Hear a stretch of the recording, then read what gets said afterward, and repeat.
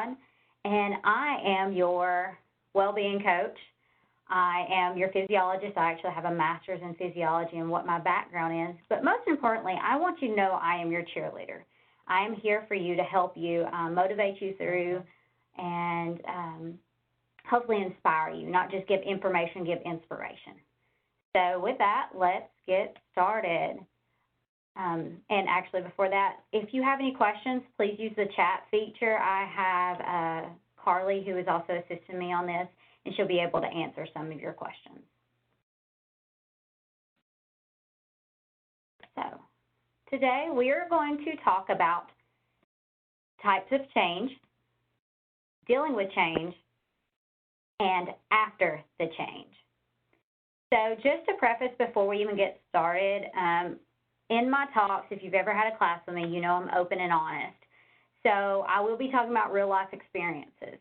And I will be talking about some things that are very hard for me to say. So if I get emotional, please just bear with me as we get started.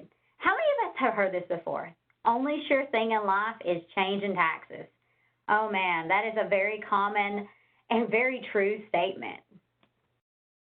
So our first one is the types of change. So this picture here, this is a type of change. I'm going to go over 3 different types of changes that I have experienced in my life, and by the time we get done, hopefully you can identify them. But this change right here, as it looks like I am holding a pumpkin, that actually is me pregnant. So this change right here is one of the types of changes that you'll see in a minute, but I actually had a child out of wedlock.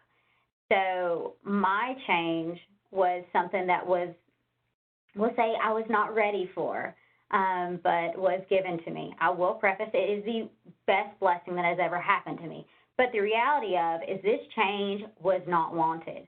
I remember being told that I was pregnant. But whenever I went to the doctor, they said, you have either brain cancer, ovarian cancer, or you're pregnant. And I had scares earlier in my life that basically was told I couldn't have kids. So I was like, okay, I have cancer. I'm okay. I can beat cancer. That was my mentality at that time, which, of course, was not healthy. And then they told me I was pregnant, and I lost it. I absolutely lost it. I am a 21-year-old. I am doing great in life right now. Everything's going for me, and this hiccup came. So that's one change I experienced. This is another change that I experienced. This is my husband today. He is one of the greatest men in my life. He has been there for me through the thick and thin. And I will tell you, him and my father are the 2 people that I will say has definitely just impacted my life to the better along with my son. But and you see this change. This is a change that was, wanted. It took some time. It took a long process, and I will tell you, he gladly accepted my son. He is not the father of my son. The father of my son did not want to ever have anything to do with him, and to date still hasn't, but that's okay. And so my husband, Blake, he gladly stepped in. But please look at our facial expressions. During this change, we are very happy. And then another change I'll talk about. So with the husband came a farm. And at first I'm like, okay, this is actually our first cow that we had to bottle feed. This is Princess. I was iffy on it. Definitely was not raised in the farm life per se. And so it was something that I eventually grew to love. And so this is our second cow. This is Lucky. Lucky is my baby. It's sad to say that, but this cow is hilarious, and I have just grown to absolutely love this cow. It chases my chickens. It and the cat will chase each other. You say, who's the fastest? And it will run around the house like it's a dog. So to say that I have experienced this change in a different way is true. So change can happen in many different ways. So you can have forced change, as you've seen and probably realized that was with the first change. With that, it's typically unwanted. and then it is quick. It comes on you out of nowhere, and then it typically can't be controlled. Yes, you could have controlled that situation, but for me, ethically, it would not have been good for me to have changed that. So that change was forced. The next one is wanted. It's welcomed. And it takes long term. I know there are now shows where you can get married at first sight and whatnot, but typically marriage has a courtship to it, and it takes some time, and it's developed. The job that you may have currently, or possibly buying a house. All these things are wanted, but they take a long time to get to, or can take a period of time. And you typically can control these. And then there's incremental, which is like my cow in the farm. You may not have originally desired to have this change, but it happened to you. And it can be wanted or forced. It can be either on that one. So now that we've talked about the change, let's go to the next step. Change is inevitable. Growth is optional. So during the change, typical feelings that are associated with change that we've probably heard in our past, it's, being in the middle of a storm, it can definitely be felt with a forced one, or it can be felt with the incremental. This sometimes can be related to procedures or processes or work environments that we may be seeing. There's also the ones of feeling of happiness. As I asked for you to look at the original one of the wanted and me being married, my face was happy. I was excited. I've worked hard for this, and I am now married. Feeling of, if you completed a health goal or something, you feel happy. And then there is the unaware. I don't know if everybody's heard about the frog in the pot, the boiling frog. So what it is if you put a frog in a pot of hot water, it will jump out. But if you put a frog in a pot and then slowly warm it up, it will stay in there and it actually will end up dying. So that is a metaphor that is used a lot of time with culture, that we slowly just get acclimated to a lot of things. And in the end, sometimes it can be bad for us, and we can just be unaware of the change. But the one thing is, even though I am telling you these are the things that you usually hear or can feel, you get to choose it. This is your reaction. You can choose how you react to the change, and it's different for everybody. I want to tell a quick story about one of my best friends, Cassandra. Cassandra is one of the most awesome human beings I know. She is so inspiring to me in most different ways, I will tell you. Now, I'll tell you, this right here is us, and that's Cassandra, on my 30th birthday in July. This was on July 1st, whenever we had had the 30th birthday party. And this is Cassandra on July 5th. This is her holding the hand of her husband, who had been struck by lightning on July 4th. Unfortunately, this also was the update on later on the 10th, where Egan actually passed away. But even with this, I will say Cassandra is so inspiring for me. Yes, it's not roses and it's not butterflies, but she has taken this and she has made this her choice of how she is going to feel. This is a recent trip that she had with her boys. And it's one of the things that I love to see with her is her honesty and her openness with this. These are some things that she's encountered. This is her son, Ty. He wrote this, "I don't have a dad," right afterwards. And to have the emotional toll of that. Or this is little Weston over here with my husband. And anybody that experiences Weston, or anytime Weston experiences a male figure, he goes, "Daddy, Daddy, Daddy." And for me, I would absolutely lose it. But it's so just inspiring, like I said, to watch Cassandra and how she deals with it. She's just like, "Hey, can you please tell him your name? Because he's just going to keep calling you Daddy."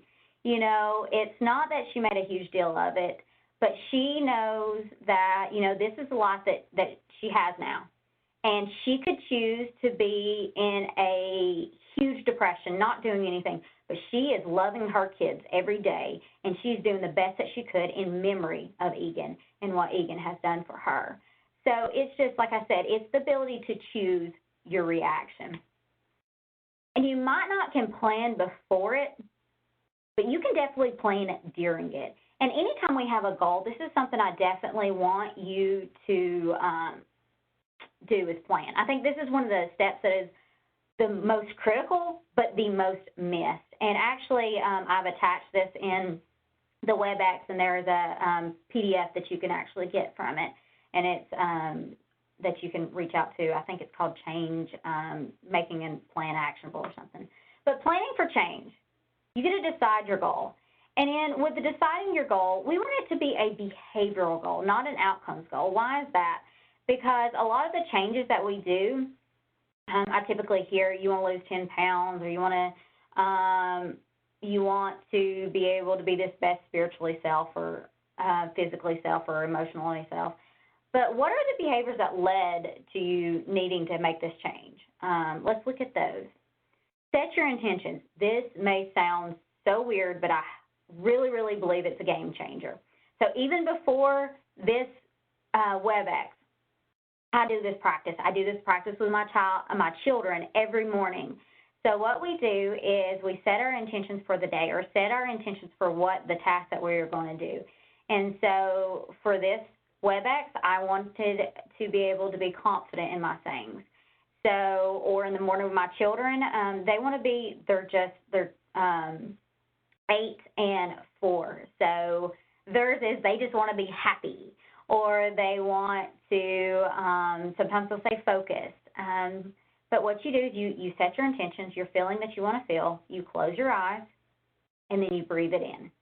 So you just take a few deep breaths and feel it. So what is that doing? Physiologically, you are mimicking the brain's responses to whatever your feeling is feeling. And so that is the goal of setting your intentions, especially before doing your planning, because planning can take a lot of time. Typically, it takes 30 to 45 minutes to do planning, and it is tedious, and it definitely sucks a lot of your brain out of you. And so you want to be very careful with that and making sure that you set your intentions ahead of time so that you don't quit on it. And then we want to get to writing. Write as much as you can. Just go for it. And then we want to add a difficulty and impact score. So I give the example that me and my husband, we have always followed the Dave Ramsey principles, but we accept the part that we have not actually written out the budget. And so we've talked about it in the past, and with that, we have, it's kind of been a sore subject. So we have a shared bank account. So for us to be able to complete the goal, the difficulty would be a 7 because I have to have his support and his help, but the impact would be a 10. So for each planned item, you need to have the difficulty and impact score. And then add a tentative date. This is not a hard deadline. This is a tentative date. And then review it. Go back and review it. Look at things that you're actually going to do. And then sign it, because this is actually a contract to yourself. And then place it in a visible area. So this is an example of the PDF that you do have. So after the change, we want you to log lessons learned. Why is that? Because how many of us are here in the new year just experiencing a change that we probably have already experienced before, and just doing it again, doing the same old same thing. So log your lessons learned. It's very important. As I always give this example right here. So we have one of the most top-notch gyms in, I would say, all of the nation at Bradley Wellness Center. This place is awesome and great. But I will tell you, as much as I try and attempt to go to this gym, I just don't ever get there.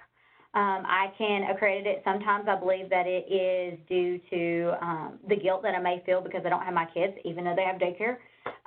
But I just, every year, my goal is to get into Bradley, but I don't. So what I've done for a change of the plan is my beautiful daughter, she is fantastic at keeping me accountable. If you ever want your child to be accountable or ever want to be accountable to somebody, tell your children to keep you that way, I promise you they'll put you on track. So in the summer months, we walk the loop. But then also we have a hiking club that Bradley Wellness does, and we go on the hike. So that's us at one of the recent hikes that we had. Beautiful, awesome, and then you're with people. And then the final thing I'll say is mentor someone through the change. I don't believe that I've been dealt some of the cards I've been dealt just to keep it in.